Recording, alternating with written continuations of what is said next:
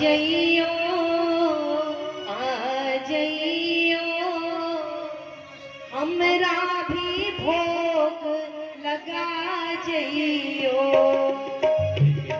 तो मेरे आ जइयो आ जइयो हमरा भी भोग लगा जइयो। भैया हमरा भी भोग लगा जइयो। भैया हमरा भी भोग लगा जइयो। एक दिन तो मेरे घर आ जइयो आ जइयो हमरा भी भोग लगा जइयो। भैया हमरा भी भोग लगा जइयो।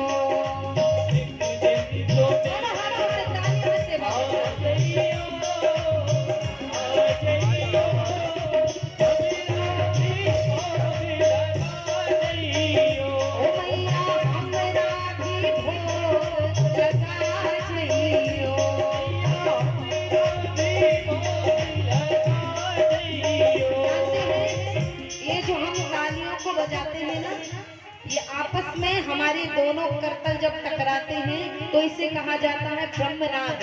क्या कहते हैं? ब्रह्मनाद। और जो हम मुख से भगवान का नाम गाते हैं उसे कहा जाता है शब्दनाद। और शब्दनाद और ब्रह्मनाद जब आपस में टकराते हैं तो ईश्वर को हमारे हृदय में विराजमान होना पड़ता है। तो सभी भाव के साथ मुख से गायन करेंगे और तालियों का वादन करेंगे।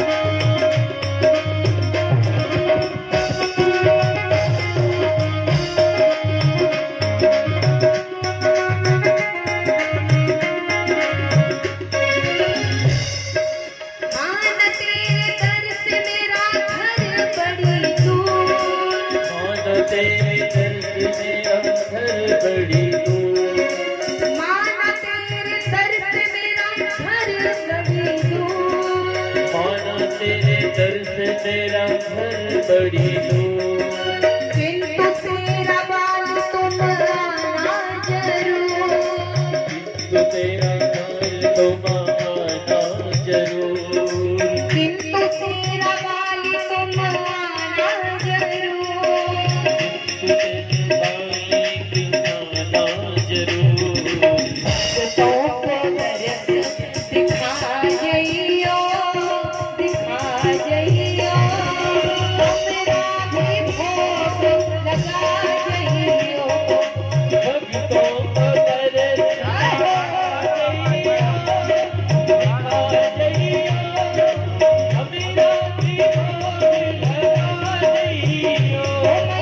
हमरा भी भोग लगा जइयो, मैया हमरा भी भोग लगा जइयो,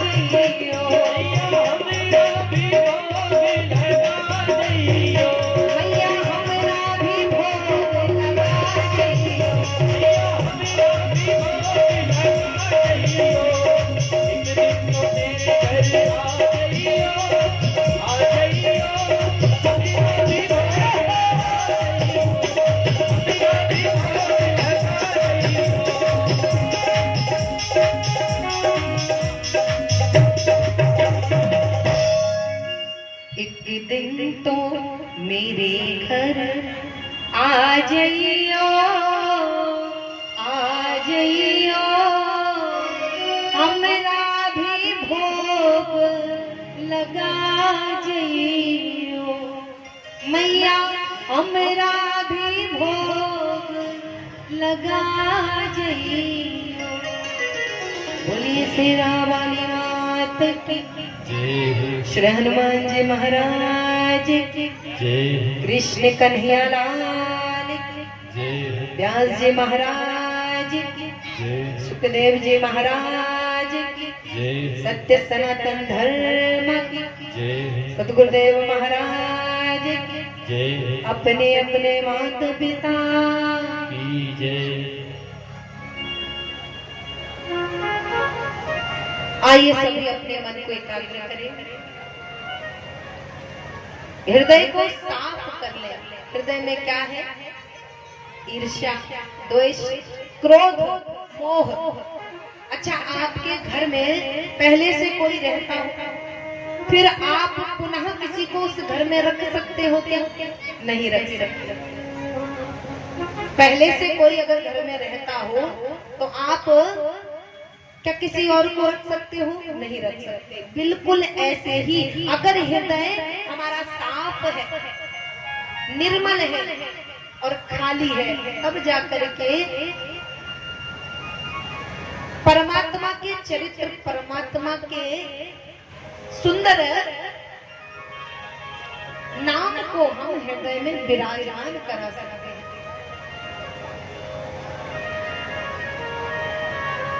और फिर क्या होगा? फिर हमें कृपा प्राप्त होगी।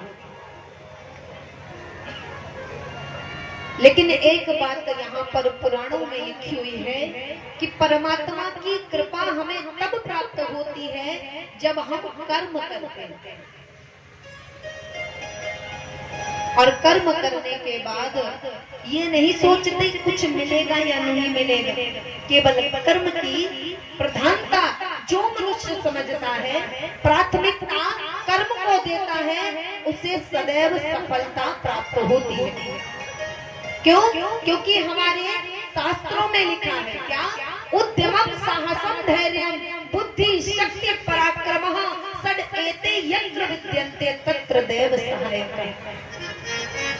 लिखा है 6 गुण जिसके अंदर होंगे उसे कभी परमात्मा भी परास्त नहीं कर सकता, अपितु परमात्मा उसके साथ खड़ा रहेगा।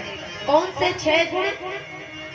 उद्यमं साहसं धैर्य बुद्धि शक्ति और पराक्रम जिसके अंदर होगा।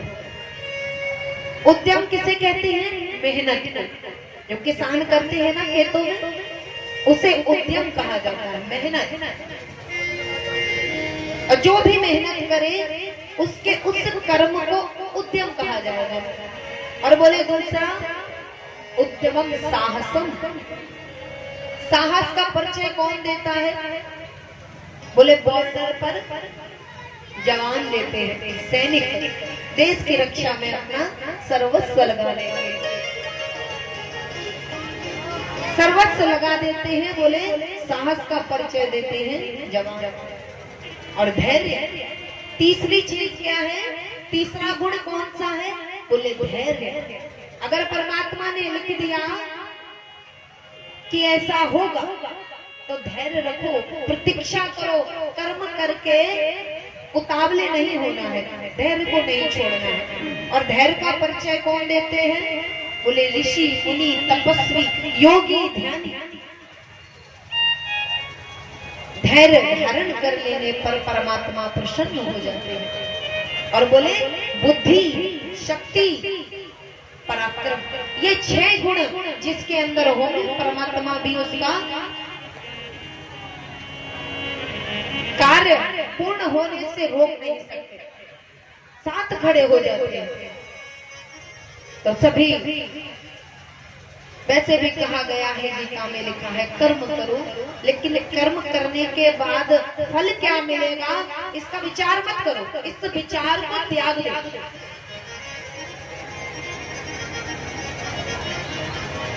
फल की चिंता करने का अधिकार नहीं है हमारा, हम कर्म कर सकते हैं।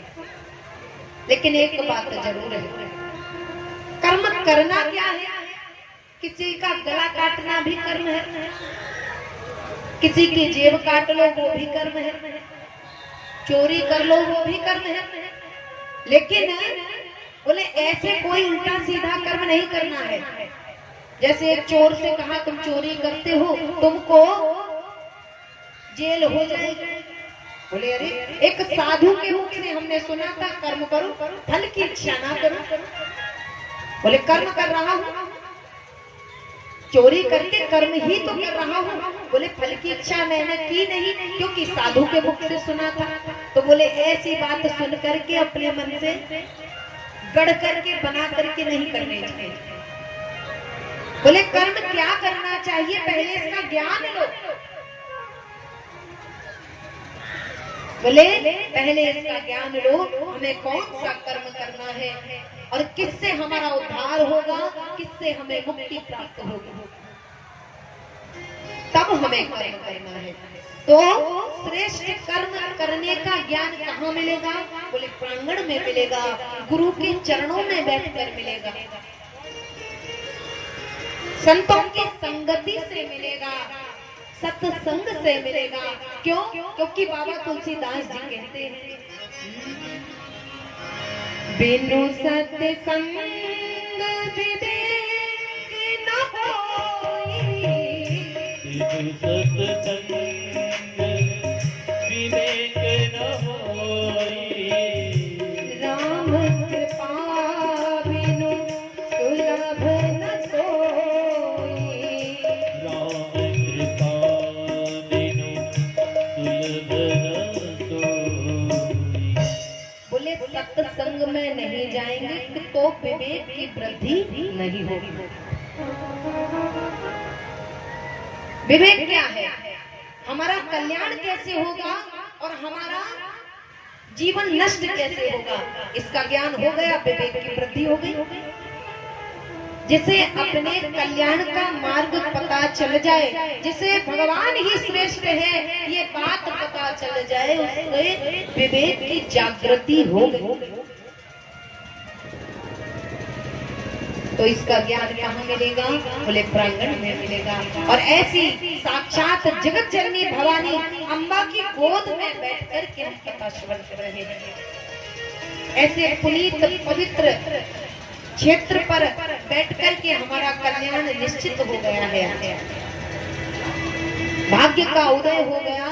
जो जगत जननी अपनी गोद में बिठा करके अपने ही लीला का अमृत श्रवण रंध्रों से हमें अपने कानों से पीने को मिल रहा है।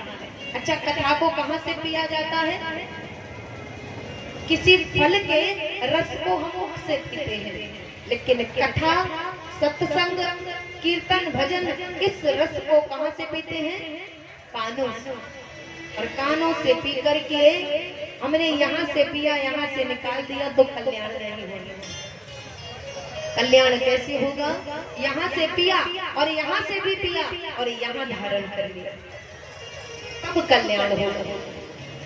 लोग कहते हैं ना, हमने बहुत कथा सुनी, कोई फायदा नहीं है। लेकिन जान लीजिए, जैसे वैद्य के पास जाते हो ना, डॉक्टर के पास, वो दवाई देता है, दवा देता है, औषधि, उसके साथ कुछ चीजें छोड़ने के लिए बोलता है कि नहीं, आज से खटाई ना खाना, तेल का प्रयोग कम करना, लंका ना खाना। लंका समझते हो? लंका कौन जानता है? लंका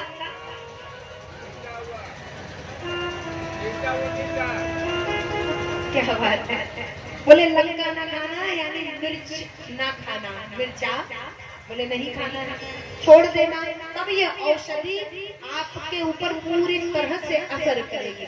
लेकिन इन चीजों को, जो वस्तुएं हमने बताई हैं, इन्हें छोड़ने के बाद, तो ऐसे ही हम सत्संग तो करते हैं, भजन तो करते हैं, लेकिन कुछ चीजें संत छोड़ने को कहते हैं, हम छोड़ते नहीं। क्या? चुगली।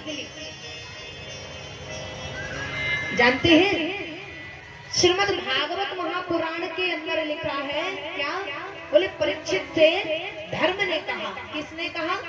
धर्म, कि जो चुगली करता है, निंदा करता है, उसे ब्राह्मण की हत्या के बराबर पाप लगता है।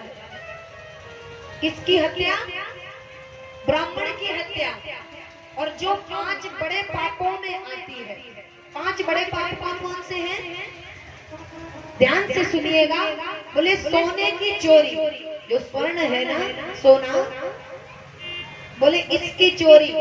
दूसरा, मदिरा पान करना, बड़े पाप है ये, महान पाप है। पाप भी महान होता है। बोले ये भयंकर नरक में गिराने वाले हैं, 28 नरकों की सैर करा देते हैं ये पाप। कौन से? बोले स्वर्ण की चोरी, ब्राह्मण की हत्या, मदिरा पान और गुरु की स्त्री पर बुरी दृष्टि डालने वाला, ये भी नरक ही जाता है। और 5वां, बोले विश्वासघात करने वाले। कौन से बड़े पाप हैं? 5, मदिरा पान, स्वर्ण की चोरी, ब्राह्मण की हत्या और गुरु की स्त्री पर बुरी दृष्टि डालना। और 5वां, विश्वासघात करना। बोले ये 5 बड़े पाप हैं, इन्हें करने वाला अनगिनत समय और विधि तक नरक में पड़ा रहता है और भोगता रहता है अपने पाप। तो बोले उस पाप से छुटकारा पाने के लिए केवल एक सहारा है। क्या? भगवान का नाम। अगर हमसे जाने अनजाने में भी पाप हो जाए तो सबकी निवृत्ति हो जाती है भगवान का नाम लेने से। अच्छा एक बात बताइए, अनजाने में कोई आपको जहर दे दे तो आपकी मृत्यु होगी या नहीं होगी? होगी, हो जाएगी, पक्की बात है। भले ही अनजाने में आपका पैर अग्नि में चला जाए, आग पर पैर रख दे तो आप जलेंगे या नहीं? जलेंगे। बस ऐसे ही अनजाने में होने वाले पापों का भी फल हमें भोगना पड़ता है। हम सोचते हैं हमें पता नहीं था, अनजाने में हो गया, लेकिन उसका परिणाम भी हमारे सामने आ जाता है, पाप बनकर। तो यहाँ पर बोले चुगली करने वाले को भी, निंदा करने वाले को भी ब्राह्मण की हत्या के बराबर पाप लगता है। तो इसीलिए निंदा चुगली नहीं करनी चाहिए। फिर देखना भजन का और भगवान के चरित्रों के श्रवण का लाभ कितनी जल्दी मिलता है।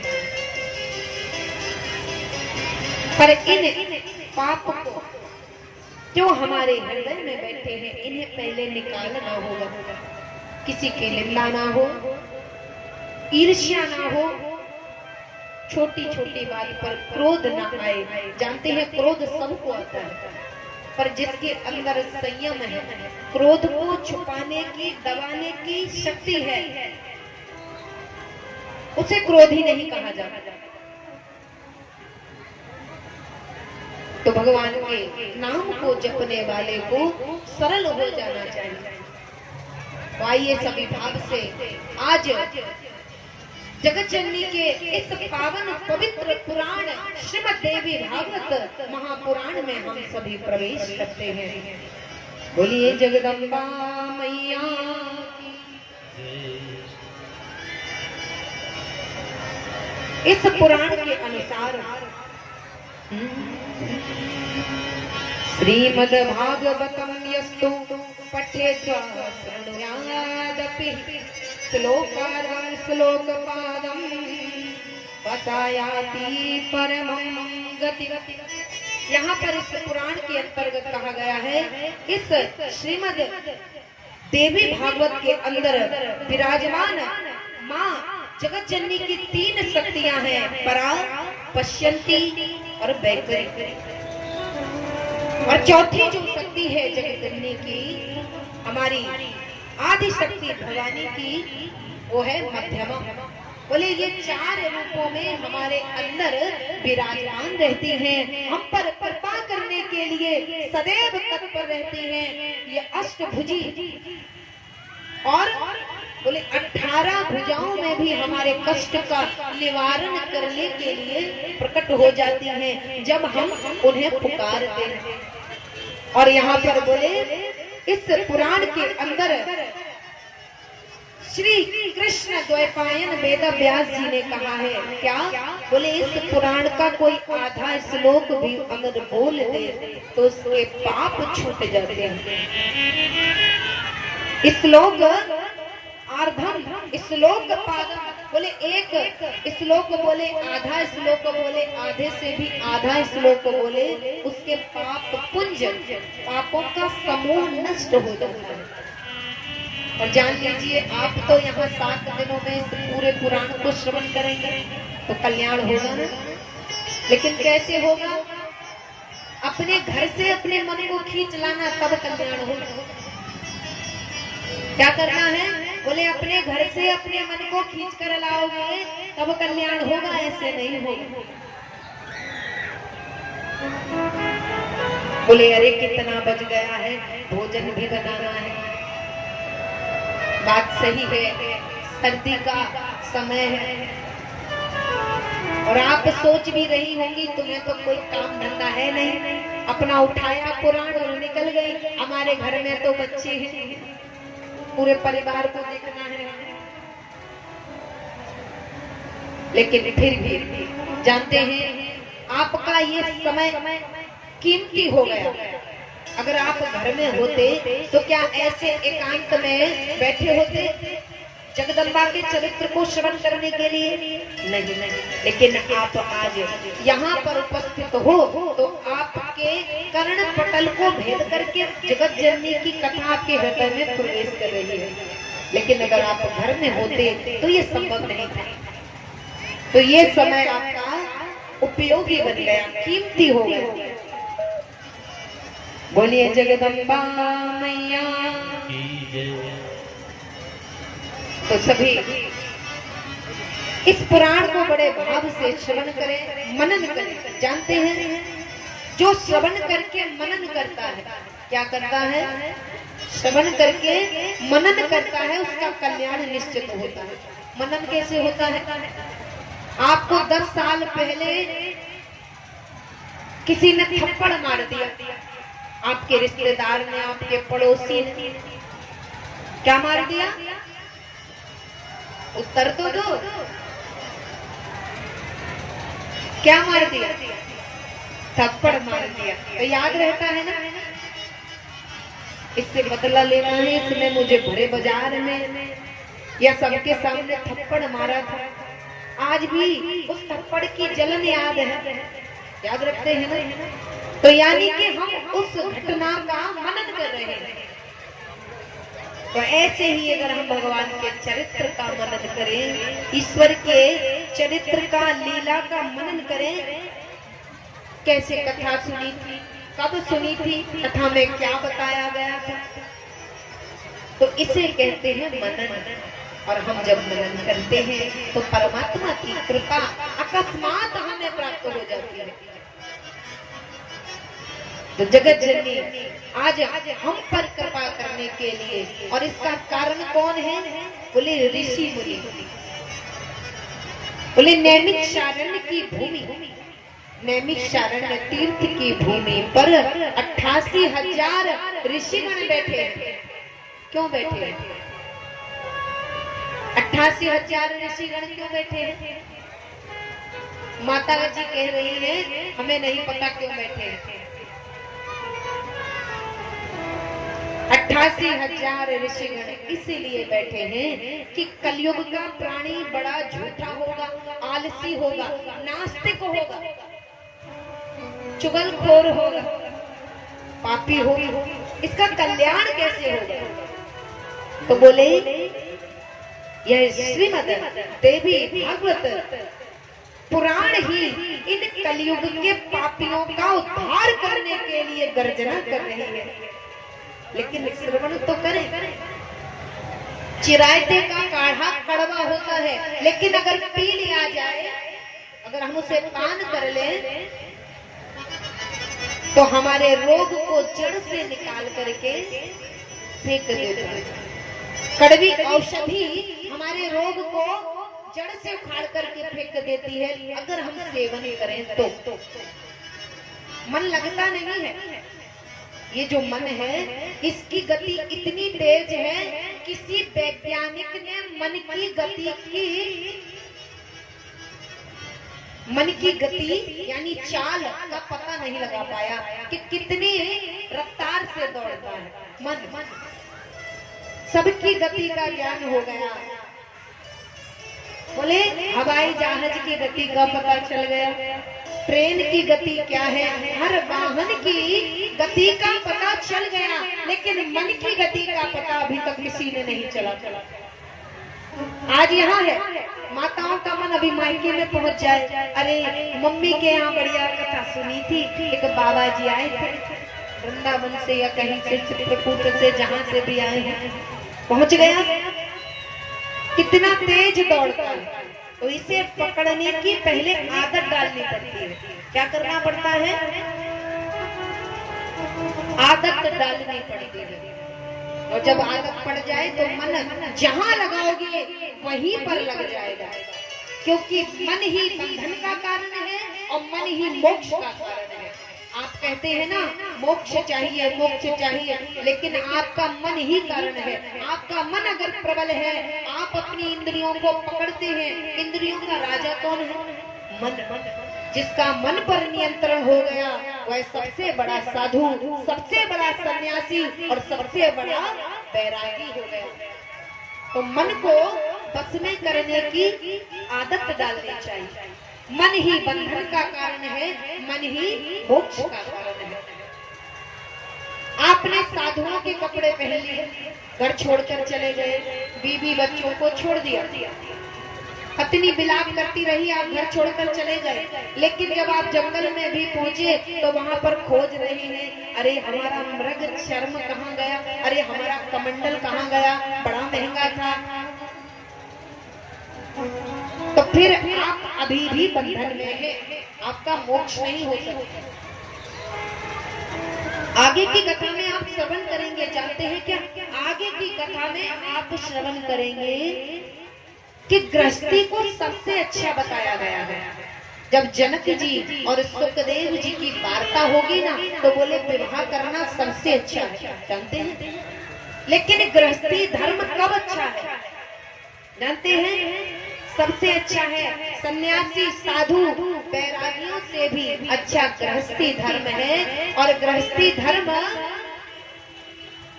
में रहकर के जो परमात्मा को प्राप्त कर ले, तब तो गृहस्थी धर्म सबसे श्रेष्ठ है। और अगर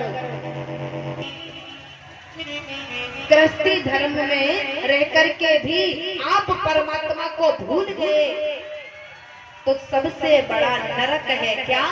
गृहस्थी धर्म।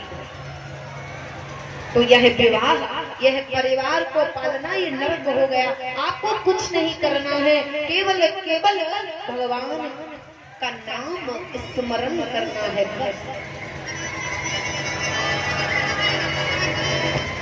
अच्छा, हम एहसान फरामोश हैं कि नहीं ये बताओ, है? कौन नहीं है एहसान फरामोश, बताओ। इधर बैठे सभी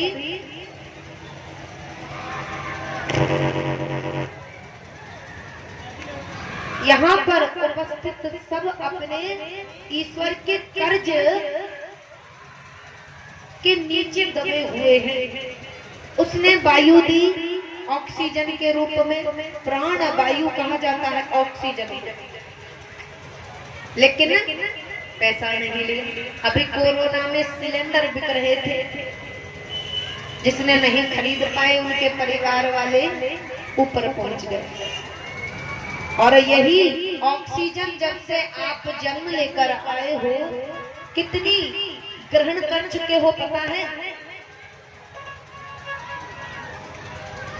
एक एक व्यक्ति एक एक शहर को खरीद ले, इतने धन की ऑक्सीजन ग्रहण कर चुका है, जानते हैं? लेकिन हमने कभी उस कर्ज को चुकाने का प्रयास नहीं किया।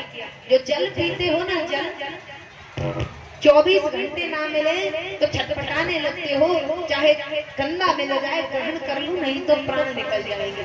भोजन के बिना चल जाता है, लेकिन जल के बिना नहीं चलता। कभी कर्ज चुकाया नहीं चुकाया।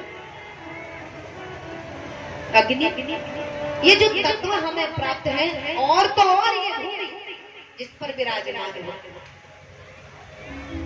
हमारे ऊपर सबका कर्ज है। लेकिन हम इतने गद्दार हैं, इतने धूर्त हैं कि पटाने का प्रयास नहीं करते, उस कर्ज को चुकाने का प्रयास नहीं करते। करना चाहिए। फिर जब परेशानी बनकर के परमात्मा स्वयं सामने आ जाता है, तब इन बाबा के पास, उन बाबा के पास, इन ज्योतिषी के पास घूमते हैं। फिर पैसा कहाँ जाता है?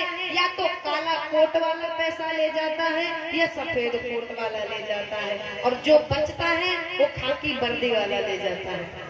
बाकी आप समझदार हैं, काला कोट, सफेद कोट और खाकी पोशाक समझते हैं। अगर हम परमात्मा के कर्ज को अपने शरीर से ही चुका दें तो ये भी नहीं जाएगा, कहीं नहीं जाएगा, कहीं भी नहीं जाने वाला है। लेकिन हम क्यों भूल जाते हैं जानते हो? माया के चक्कर में। परमात्मा कहते हैं जैसे ही मनुष्य धरती पर गया, पहले माया पहुंची और माया ने उसे जकड़ लिया, और जब जकड़ लिया तो वो भूल गया। जन्म लेते ही माँ शब्द बोला, रोता है ना, तो बोले माँ शब्द उसके मुख से निकला तो माँ यानी माया घेर लेती है। माया ने जैसे ही घेरा और हम भूल जाते हैं। फिर क्या कहते हैं? पता नहीं भगवान है भी कि नहीं। अरे तुमने देखा है क्या भगवान? प्रश्न करते हैं ना कभी कभी, तुमने देखा? अरे मैंने अपने कानों से लोगों को कहते हुए सुना है कि दीदी भगवान है, ये आपने देखा है क्या? हद है। अच्छा, दूध के अंदर घी है, दूध के अंदर घी है, दिखता नहीं है। कब निकलता है? जब मंथन होता है। ऐसे ही परमात्मा को जानने के लिए शास्त्रों का, वेदों का, पुराणों का, उपनिषदों का, मीमांसाओं का अगर हम मंथन नहीं करेंगे, परमात्मा की वह दिव्य झांकी, परमात्मा हमें कभी दृष्टिभूत नहीं होगी, कभी नहीं दिखेगा। हमें मंथन करना होता है। परमात्मा हमें आज भी दिख सकता है। अच्छा, एक बात बताइए, सबका ये प्रश्न रहता है, क्या कलयुग में परमात्मा दिखता है? तो हम कहते हैं हाँ, कलयुग में भी परमात्मा दिखेगा अगर आपके अंदर क्षमता हो। मीराबाई ने कब देखा था परमात्मा को? मुरली वाले के अंदर सशरीर मीराबाई गई है, जबकि कहा जाता है ये 5 तत्वों से बना हुआ देह कभी भी इस धरती से नहीं जाता। लेकिन मीराबाई सशरीर कृष्ण कन्हैया के अंदर समा गई थी। और कलयुग की बात है, कलयुग में हुए दर्शन के नहीं हुए, हमारे अंदर क्षमता आनी चाहिए। हमारे लिए ही ये गाड़ी बंगले, ये पैसा, ये भोजन सब हमारे लिए है। परमात्मा केवल ये कहते हैं सबको भोगो, बढ़िया बड़ी बड़ी गाड़ियां खरीदो, एक नहीं 10-10 बंगले बनवा लो, लेकिन भोग तब तक करो जब तक वह सुविधाएं आपका भोग ना करने लगे। गाड़ी चोरी हो गई तो अटैक आ गया और प्राण निकले, अरे गई तो गई।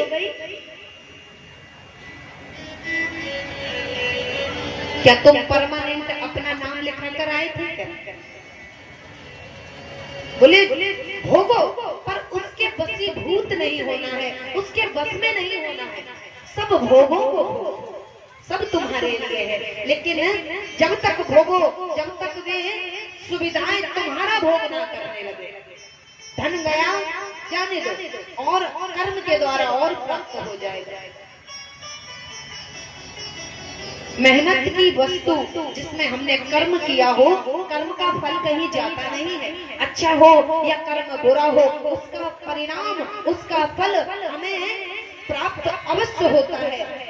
अगर हमने मेहनत की है, किसी ने हमारे उस धन को चुरा लिया, तो हमें वो प्राप्त होगा, क्योंकि हमने उसके लिए कर्म किया था। कहीं नहीं जाता। भगवान कहते हैं साथ तुम्हारे लिए है, लेकिन भोग तब तक करो जब तक तुम्हारा मन उसमें लिप्त नहीं हुआ। लिप्त होने लगे वैराग्य ले लो।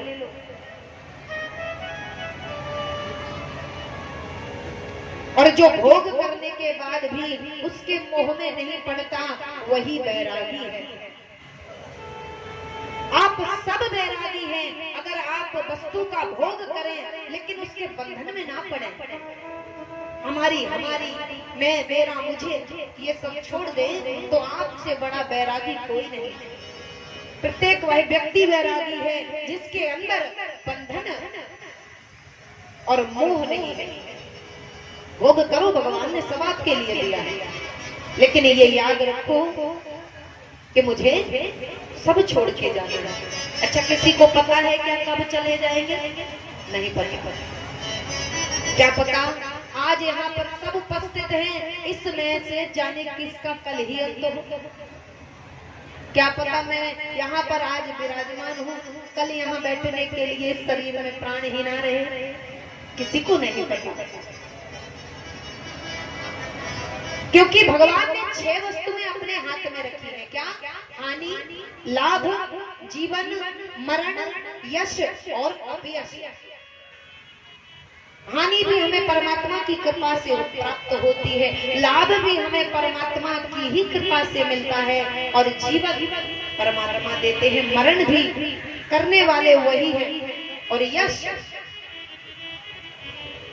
जो प्रशंसा, जो बड़ाई मिलती है वो कर्म करने के बाद परमात्मा की कृपा से ही हमें मिलती है। और अपयश, बदनामी, ये भी परमात्मा की कृपा से मिलती है। लेकिन ये मत सोचिएगा कि ये सब परमात्मा देने वाले हैं तो कर्म बुरे करने लगो। यहाँ पर परमात्मा कहते हैं मैंने कर्म की स्वतंत्रता दी है, हमने कुआं भी बनाया है, हमने मार्ग भी बनाया है। तुम्हारे कर्मों के कारण चाहो तो कुएं में गिर पड़ो और चाहो तो इस मार्ग से आगे बढ़ जाओ। तो यहाँ पर कर्म की प्रधानता को बताते हुए परमात्मा ने इस सुंदर चरित्र को हमारे बीच हमें श्रवण करने के लिए ही प्राप्त कराया है। तो सभी भाव से उस परमात्मा को याद करते हुए, उस ईश्वरीय शक्ति को, उस ईश्वरीय सत्ता को याद करते हुए ही अपनी गृहस्थी का पालन करें। उसे भूलना नहीं। आदत बनाइए।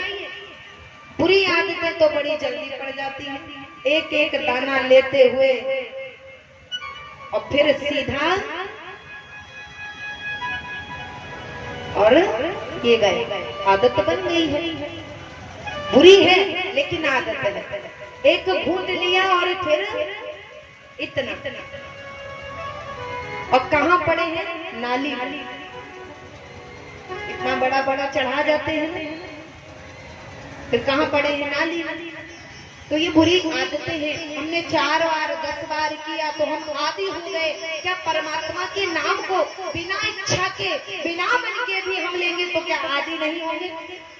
जो यहाँ भगवान की सेवा करते हैं वे अपने मन में विचार करके देखें, अगर वे भगवान को दीपक ना दिखाएं, माता रानी के चरणों में एक लोटा जल ना चढ़ाएं, तो उनको चैन नहीं पड़ता, बेचैनी होती है। आज पता नहीं कौन सा कार्य रह गया, मन उतावला हो रहा है, मन चिंतित है, कहीं लग नहीं रहा है, ठहर नहीं रहा है। जब ईश्वर को हम भजने लगते हैं तो ईश्वर हमारे ऊपर दया करने लगते हैं, हम उन्हें याद करते हैं, वे दया करते हैं। तो ऐसे ही परमात्मा का ध्यान गृहस्थी को चलाते चलाते हम कर सकते हैं। कुछ भी नहीं करना है, बस भगवान को याद करना है।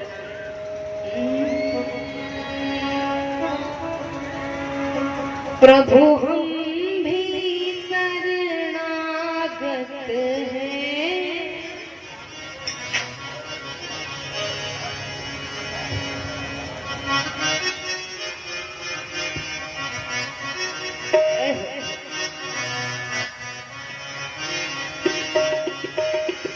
प्रभु हम भी शरणागत हैं, स्वीकार करो तो जाने।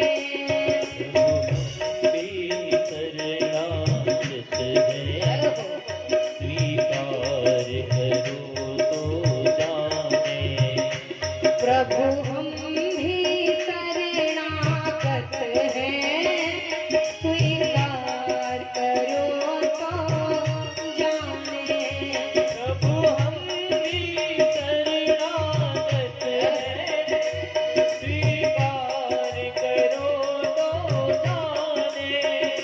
अब हमें पतित से पावन, अब हमें पतित से पावन, सरकार करो तो जाने। प्रभु हमें पतित से पावन, सरकार करो तो जाने।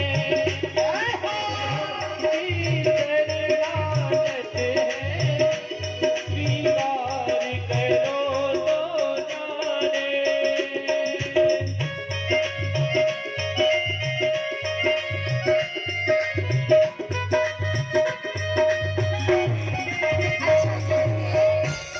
जिसके हाथ नहीं है वो तालियां ना बजाए, और जिसके हाथ है वो तालियां बजाएगा। और हाथ बांध कर तो ईश्वर के दरबार में बिल्कुल खड़े नहीं होना चाहिए। हाथ खोल लीजिए, ये समय बार बार नहीं मिलता।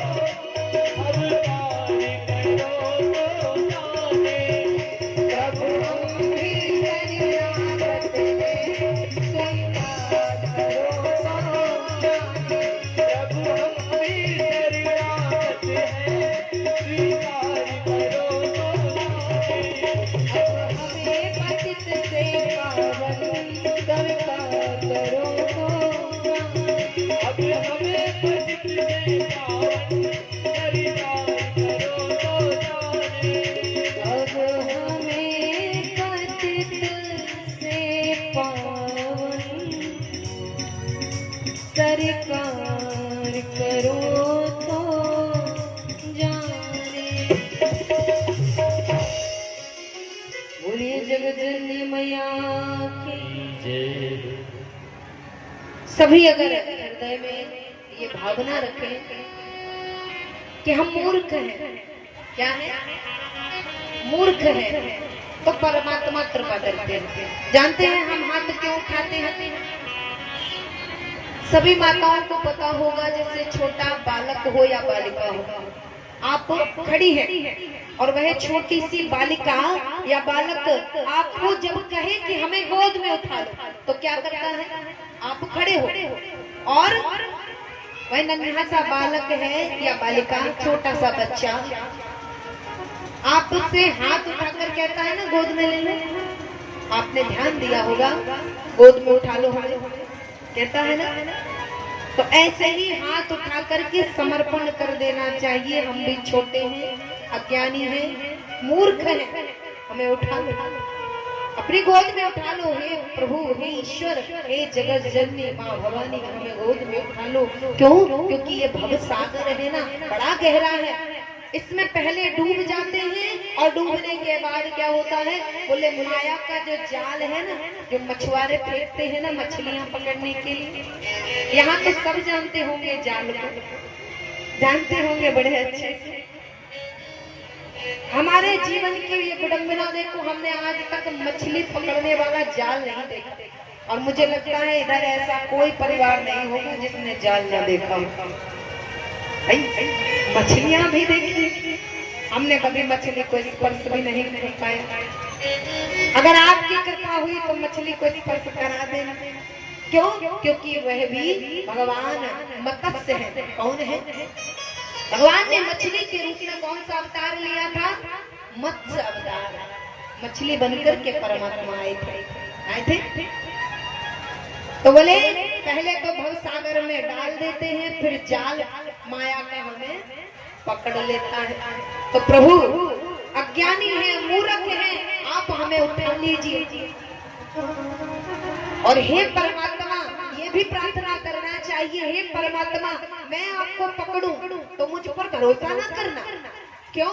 क्योंकि अगर किसी ने कह दिया कि तुमने बहुत पूजा, किसको? बोले जगत जननी भवानी को, अब चले जाओ और जाकर के वो मजार है वहां जाकर के माथा पटक दो, तुम्हारे संतान हो जाएगी, बीमारी चली जाएगी। तो यहाँ मैया को तो छोड़ दिया, ठाकुर जी को छोड़ दिया और कहाँ पहुंच गए?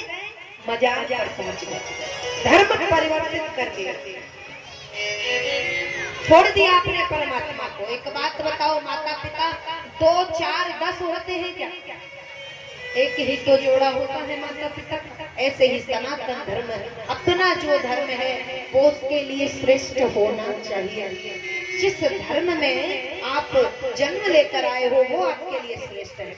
ऐसा नहीं कहते सनातनी या हिंदू या कोई भी, खैर यहाँ तो ये सब बातें करना व्यर्थ है।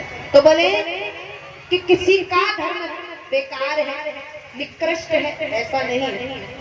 अपने अपने धर्म को मानना चाहिए। बोले किसी ने कह दिया बहुत पूज लिया शंकर भगवान को, जगत जननी भवानी की खूब सेवा हो गई, अब चले जाओ, ऐसे बाबा हैं, तो हम तुरंत ही बातों में आकर के वहां चले जाते हैं। परिणाम का इंतजार नहीं करते, प्रतीक्षा नहीं करते, और यही हमारी भूल है।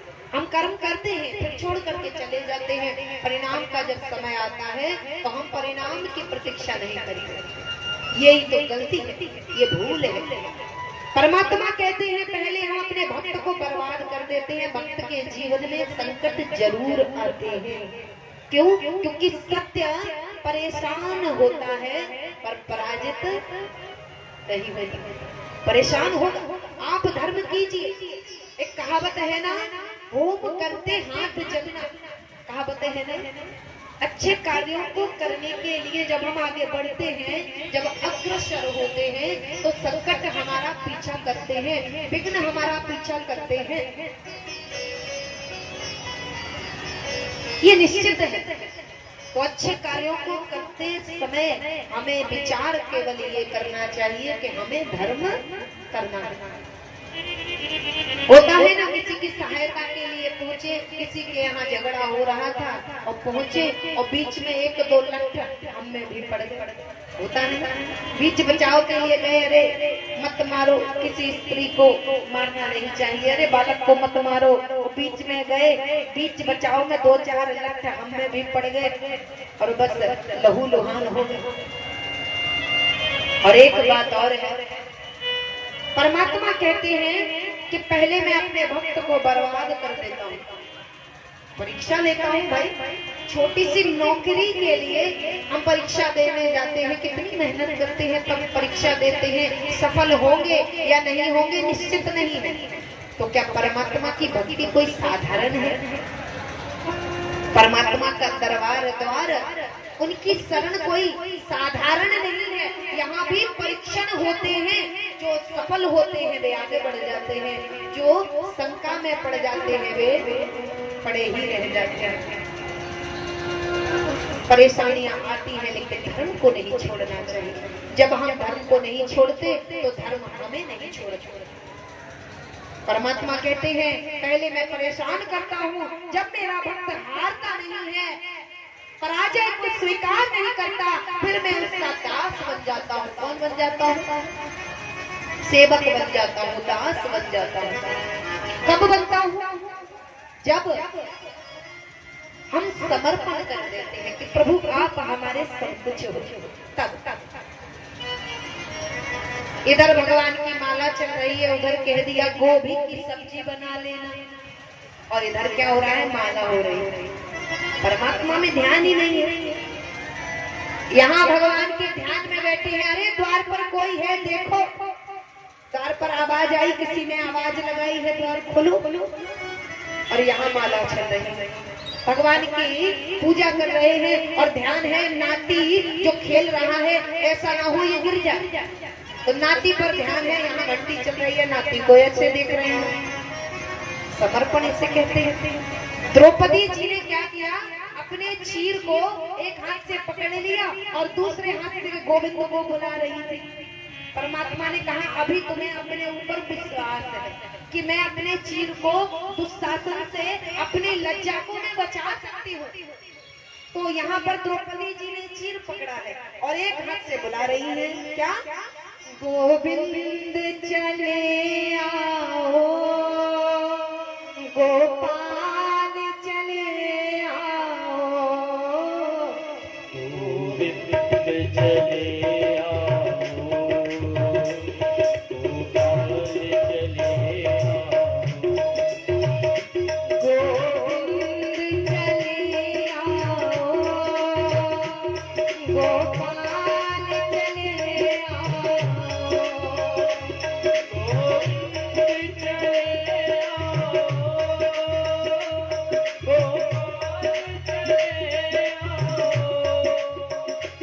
हे मुरलीधर मोहन नंदलाल चले आओ, हे मुरलीधर मोहन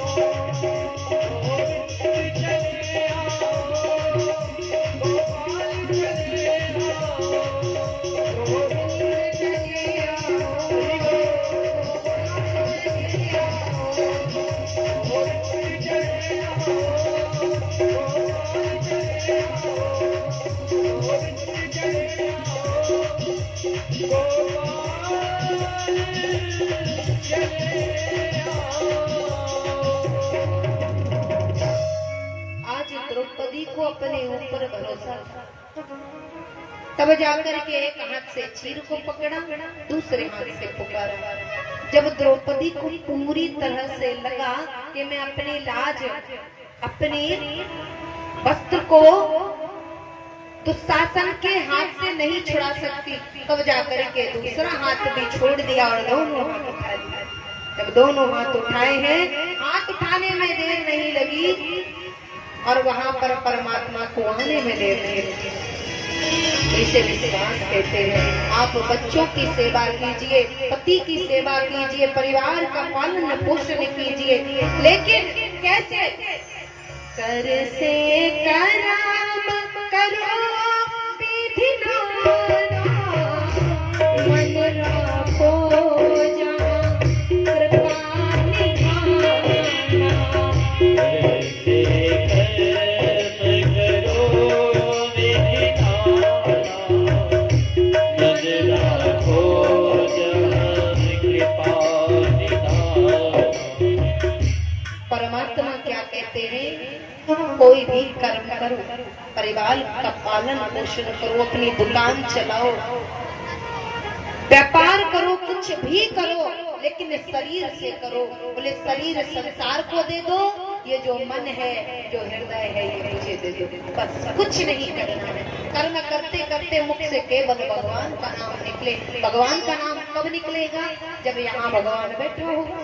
भाई किसी से हमारी रिश्तेदारी होगी, आपत्ति में विपत्ति में हम उसे ही तो याद करते हैं, अपनों को याद करते हैं। जब तक संबंध नहीं, रिश्ता नहीं, तो हम कैसे याद करें? पहले संबंध जोड़ना चाहिए, और जब संबंध जुड़ जाए तब परमात्मा की कृपा हमें अकस्मात अचानक से प्राप्त होती है। और एक बात और बता दूं, कौन सी? बोले अन्य क्षेत्रे कृतं पापम पुण्य क्षेत्रे विनश्यति, पुण्य क्षेत्रे कृतं पापम वज्रलेपो भविष्यति। बोले अन्य क्षेत्रों में तुमने पाप किया। ध्यान से सुनिएगा, आप अगर ये विचार कर रही हैं कि समय ज्यादा हो रहा है तो विराम हो जाएगा, आप मन से सुन रही हैं, भाव से, इसीलिए सुनाने में अच्छा लग रहा है। जब आप इधर उधर देखने लगेगी, फिर अपने घुटने घोंटू को दबा रही हो, फिर मोबाइल निकाल करके समय देख रही हो, अगर ये सब होने लगता है तो हमें समझ आ जाता है कि आपको घर जाना है। लेकिन आप इतने प्रेम से, इतने भाव से सुन रही हैं, तो हमारा सुनाने में मन लग जाता है। तो यहाँ पर परमात्मा क्या कहते हैं? अन्य क्षेत्रे कृतं पापम पुण्य क्षेत्रे विनश्यति, पुण्य क्षेत्रे कृतं पापम वज्रलेपो भविष्यति। बोले आपने संसार में रहकर कहीं भी पाप किया, कहाँ किया? बोले दूध में पानी मिला करके, राशन में कुछ उल्टा पुल्टा मिला करके, पेट्रोल में मिलावट करके, किसी भी प्रकार आपने पाप किया। बाजार में, घर में, संसार में, कहीं भी आपने पाप किया, उसे कहाँ मिटाते हो? बोले पुण्य क्षेत्र में, किसी नदी में स्नान करके, किसी तीर्थ का दर्शन करके, और बोले ऐसे प्रांगण में कथा सुन करके जब आप अपने पाप को मिटा देते हो। तो एक बात बताओ, संसार में किए हुए पाप को आपने यहाँ मिटाया, और अगर यही पाप हो गया तो कहाँ मिटाओगे? हरे साथ में जाएगा। बोले गंगा मैया से किसी ने पूछा, यहाँ तुम्हारे जल में स्नान करके पापी अपने पाप को धो देते। बोले मैं भी रखती नहीं हूँ, मैं रखती नहीं हूँ। बोले मेरे जल को कौन ले लेता है? बाष्प बन करके उड़ जाता है, कौन लेता है? बोले सूर्य देव। और बोले घुमा फिरा करके वही पाप फिर भूमि पर बरस जाता है। बोले पाप का अंत नहीं होता। बोले पुनः जिनकी वस्तु है उन्हीं को प्राप्त हो जाती है। तो बोले अन्य क्षेत्रों में किए हुए पाप को आप यहाँ मिटा लेती हो, अगर यहाँ हो गया पाप तो कहाँ मिटाओ? तब भगवान का नाम जप करना प्रारंभ कर दे। जानते हैं, कहा जाता है कि तीर्थ में, मान लीजिए गंगा नदी के तट पर आपने कोई पुण्य किया, आपने किसी को दक्षिणा दे दी, कुछ दान कर दिया, वस्त्र भोजन या धन दे दिया, तो बोले उसका 1000 गुना बढ़ा करके परमात्मा हमें फल दे देता है।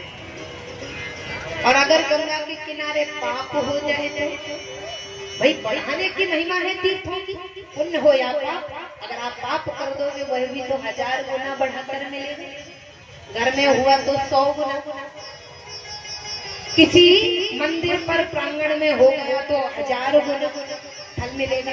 और बोले पवित्र नदी के किनारे पर किया तो 1,00,000 गुना, 1,00,000 गुना फल मिल गया। पुण्य किया तो पुण्य का फल मिला, यही अगर पाप हो गया तो पाप का फल भी तो बढ़ा कर देगा परमात्मा।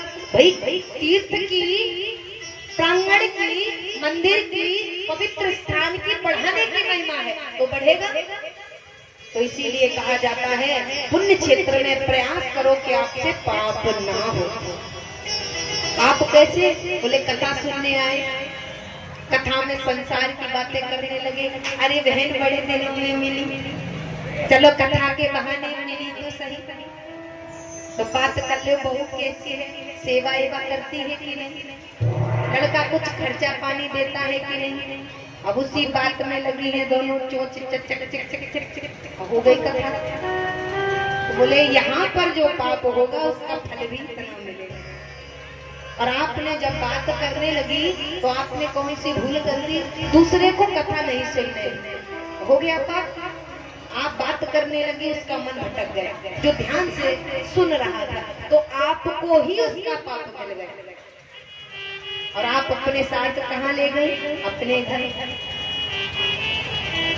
तो प्रयास करना चाहिए पुण्य क्षेत्र में पाप ना हो, नहीं तो इतना पाप किया इतना फल मिलेगा। बोलिए जगदम्बा मैया।